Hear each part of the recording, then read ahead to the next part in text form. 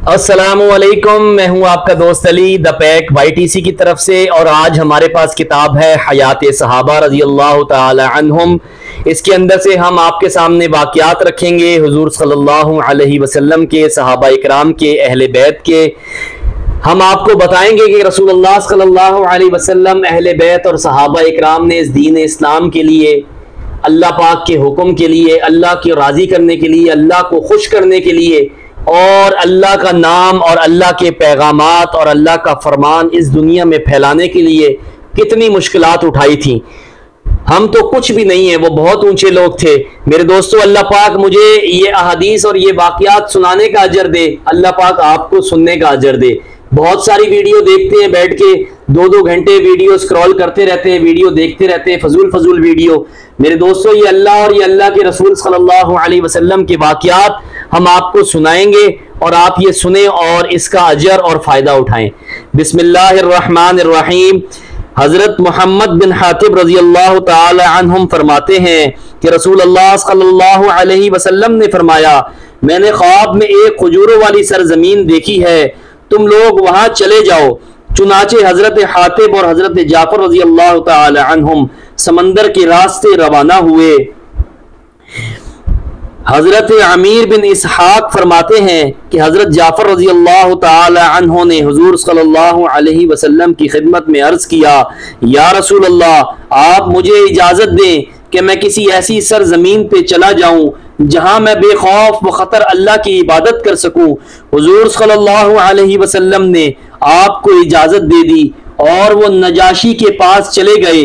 फिर उन्होंने पूरी हदीस जिक्र की जैसे कि अन करीब आएगी। हजरत उम्मे सलमा रज़ी अल्लाह ताला अन्हुम फरमाती हैं कि जब सरजमीन मक्का मुसलमानों पर तंग हो गई और रसूलुल्लाह सल्लल्लाहु अलैहि वसल्लम के सहाबा रज़ी अल्लाह ताला अन्हुम को तरह तरह सताया गया और उनको बड़ी आजमाइशों में डाला गया, और उन्होंने देखा कि दीन की वजह से उन पर आजमाइशें और मुसीबतें आ रही हैं, और ये भी देख लिया कि हुजूर सल्लल्लाहु अलैहि वसल्लम उनको इन आजमाइशों और मुसीबतों से बचा नहीं सकते हैं, और हुजूर सल्लल्लाहु अलैहि वसल्लम अपनी कौम और अपने चचा की वजह से हिफाजत में हैं, जिसकी वजह से हुजूर सल्लल्लाहु अलैहि वसल्लम को कोई नागवार बात पेश नहीं आती है और ना आपको सहाबा वाली तकलीफ पहुंचती है। तो हुजूर सल्लल्लाहु अलैहि वसल्लम ने अपने सहाबा से फरमाया कि मुल्क हबशा में एक ऐसा बादशाह है जिसके यहाँ किसी पर जुल्म नहीं होता, लिहाजा तुम इस मुल्क में चले जाओ यहां तक कि अल्लाह ताला तुम्हें इस तंगी से निजात दे और जिन मुसीबतों में तुम मुब्तला हो इनसे निकलने का रास्ता बना दे। चुनाचे हम लोग जमातें बंद बंद कर हबशा जाने लगे और वहां जाकर हम इकट्ठे हो गए और वहां रहने लगे। बड़ा अच्छा इलाका था, वहां के लोग बेहतरीन पड़ोसी थे।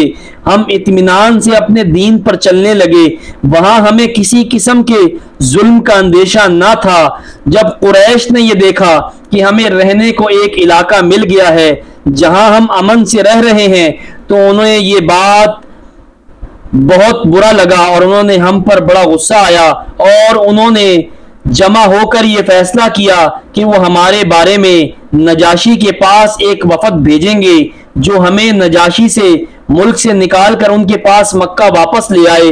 चुनाचे उन्होंने उमर बिन आस और अब्दुल्ला बिन राबे को बतौर वफद भेजना तय किया और नजाशी और इसके जर्नैलों के लिए बहुत से तोहफे जमा किए और उनमें से हर एक के लिए अलग अलग तोहफा तैयार किया और इन दोनों से कहा कि सहाबा के बारे में बात करने से पहले हर जर्नैल को इसका तोहफा दे देना, फिर नजाशी को इसके तोहफे देना और कोशिश करना कि सहाबा से नजाशी की बात होने ना पाए और पहले ही वो उनको तुम्हारे हवाले कर दे। चुनाचे वो दोनों हबशा नजाशी के यहाँ गए और हर जर्नैल को इसका तोहफा पेश किया। फिर उन्होंने हर जर्नैल से ये बात की कि हम अपने चंद बेवकूफों की वजह से इस बादशाह के पास आए हैं। ये बेवकूफ अपनी कौम का दीन छोड़ चुके हैं और तुम्हारे दीन में दाखिल नहीं हुए हैं, तो उनकी कौम ने हमें इसलिए भेजा है ताकि बादशाह उन लोगों को इनकी कौम के पास वापस भिजवा दे। जब हम बादशाह से ये बात करें तो तुम सबसे ऐसा करने का यानी वापस भेजने का मशवरा देना, सबसे कहना कि हम ऐसा ही करेंगे। फिर उन्होंने जाकर नजाशी को तोहफा पेश किया और मक्के वाले से जो तोहफे भेजे थे इनमें से सबसे ज्यादा पसंद रंगी हुई खाल थी। जब वो इसे तोहफा दे चुके तो उन्होंने नजाशी से कहा कि ए बादशाह, हमारे चंद बेवकूफ नौजवान अपनी कौम का दीन छोड़ दिया है और आपके दीन में दाखिल नहीं हुए हैं और एक नया घड़ा हुआ दीन उन्होंने इख्तियार किया है जिसे हम नहीं जानते हैं, और अब उन्होंने तुम्हारे मुल्क में आकर पनाह ली है और आपकी खिदमत में उनके बारे में बात करने के लिए इनके खानदानों, इनके वालिदैन और इनके चचा और इनकी कौमों ने हम लोगों को भेजा है ताकि इनको इनकी कौम के पास वापस भेज दें, क्योंकि इनके कौम वाले इनको आपसे ज्यादा जानते हैं और ये लोग आपके दीन में कभी भी दाखिल नहीं होंगे और आप इस वजह से इनकी हिमायत और हिफाजत करें। ये सुनकर नजाशी को गुस्सा आ गया और इसने कहा, अल्लाह की कसम, नहीं, ऐसा नहीं हो सकता, और जब तक मैं उनको बुलाकर इनसे बात न कर लूं और इनका मामले में गौर न कर लूं, इस वक्त तक मैं इन्हें वापस नहीं कर सकता हूं, क्योंकि उन्होंने मेरे मुल्क में आकर पनाह ली है और किसी और का पड़ोसी इख्तियार करने की बजाय उन्होंने मेरा पड़ोस इख्तियार किया है। अगर वो ऐसे ही निकले जैसे उनकी कौम वाले कह रहे हैं तो मैं उन्हें उनकी कौम के पास वापस भेज दूंगा, और अगर वैसा ना हुआ तो मैं उनको हर तरह की हिफाजत करूंगा और इनको और इनकी कौम के दरमियान नहीं पड़ूंगा और उनको वापस भेजकर उनकी कौम की आंखें ठंडी नहीं करूंगा। चुनाचे नजाशी ने मुसलमानों को बुलाया। जब मुसलमान इसके पास आए तो उन्होंने इसे सलाम किया और सजदा ना किया। तो इसने कहा, ए जमात महाजिरीन, तुम लोग मुझे ये बताओ कि जिस तरह तुम्हारी कौम के आदमियों ने आकर सजदा करके मुझे सलाम किया, तुम लोगों ने इस तरह मुझे सलाम नहीं किया, और ये भी बताओ कि तुम हजरत ईसा अलैहिस्सलाम के बारे में क्या कहते हो और तुम्हारा दीन क्या है, क्या तुम ईसाई हो? मुसलमान ने कहा नहीं। नजाशी ने कहा, तुम यहूदी हो? उन्होंने कहा नहीं। इसने क्या तुम अपनी कौम के दीन पर हो? उन्होंने कहा नहीं। इसने कहा, फिर तुम्हारा दीन क्या है? उन्होंने कहा, इस्लाम। इसने कहा, इस्लाम क्या है? उन्होंने कहा, हम अल्लाह की इबादत करते हैं, इनके साथ किसी चीज को शरीक नहीं ठहराते हैं। इसने कहा, यह दीन तुम्हारे पास कौन लाया? उन्होंने कहा, यह दीन हमारे पास हम में ही से एक आदमी लेकर आया जिसे हम अच्छी तरह जानते हैं, इसका हसब नसब से हम खूब वाकिफ हैं। अल्लाह ने हमारी तरफ ऐसे ही भेजा है जैसे अल्लाह ने और रसूलों को हमसे पहले की तरफ भेजा। उन्होंने हमें नेकी और सदका करने का वादा पूरा करने, अमानत अदा करना हुक्म दिया। बुतों की इबादत से उन्होंने हमें रोका और अल्लाह वाहिद ला शरीक की इबादत का हमें हुक्म दिया। हमने इन्हें सच्चा मान लिया और अल्लाह के कलाम को पहचान लिया। हमें यकीन है कि वो जो कुछ लाए हैं वो सब अल्लाह के पास से आया है। हमारा इन कामों की वजह से हमारी कौम हमारी दुश्मन हो गई और इस सच्चे नबी की भी दुश्मन बन गई, और उन्होंने इनको झुटलाया और इनको कत्ल करना चाहा और हमसे बुतों की इबादत करवाना चाहते हैं। हम अपने दीन और अपनी जान को लेकर अपनी कौम से भागकर आपके पास आए हैं। नजाशी ने कहा, अल्लाह की कसम, ये भी इसी नूर से निकले हैं जिससे मूसा अलैहि सलाम का दीन निकला था। हजरत जाफर रजी अल्लाह ताला अन्हु ने फरमाया, बाकी रही सलाम करने की बात, तो रसूल अल्लाह सल्लल्लाहु अलैहि वसल्लम ने हमें बताया कि जन्नत वालों का सलाम अस्सलामु अलैकुम है।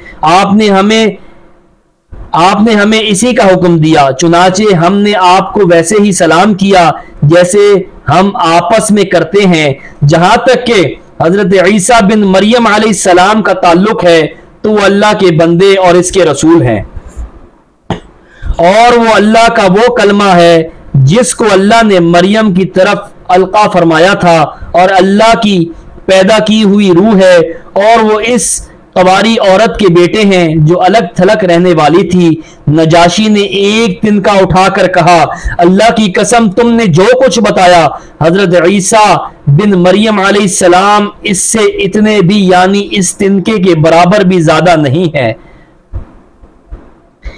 यह सुनकर हबशा के मुअज्जिज सरदारों ने कहा, अल्लाह की कसम अगर हबशा के लोगों ने तुम्हारी इस बात को सुन लिया तो वो तुम्हें बादशाहत से हटा देंगे। इसने कहा, अल्लाह की कसम मैं हजरत ईसा अलैहिस्सलाम के बारे में कभी भी इसके अलावा और कुछ नहीं कहूंगा।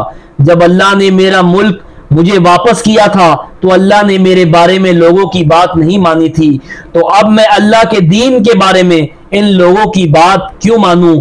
ऐसे काम से अल्लाह की पनाह।